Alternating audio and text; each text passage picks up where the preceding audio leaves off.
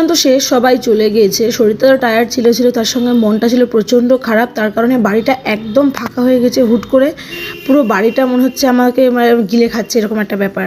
তো সেই জন্য সন্ধ্যাবেলা হাজব্যান্ড বললো চলো বাড়িতে না থেকে একটু বাইরে থেকে ঘুরে আসি, ভালো লাগবে। তো আমরা ফার্স্টে গেছিলাম গৌরবে, ওখান থেকে 3-3টে রোল নিয়ে আমরা গিয়েছিলাম বাঁধে। একটু বেশ হাওয়া উঠেছিল খুব সুন্দর, আর বাঁধে গিয়ে বসে সময় কাটাবো বলে এসেছিলাম। তো ওপরে ল্যাম্পপোস্টে ওখানে চলছে শুভমিতার গান, সামনে সুন্দর হাওয়া, আর হাতে ছিল এগরোল 3জনার। ব্যাস এইভাবে বসে আমরা 1 থেকে 1.5 ঘন্টা সময় কাটিয়েছিলাম নিজেদের মধ্যে। আর হাওয়া দেখে আমার মেয়ে কি বলছে সেটা একবার তোমরা শোনো। পুরো আকাশে মনে হচ্ছে এসি চলছে। তাই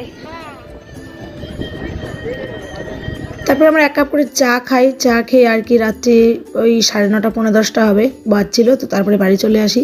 তো চলো আজকের মতো টাটা, দেখা হবে একটা নতুন ভিডিওর সঙ্গে। ততক্ষণ সবাই খুব ভালো থেকো, সুস্থ থেকো। যা আমার এখনও চ্যানেলটা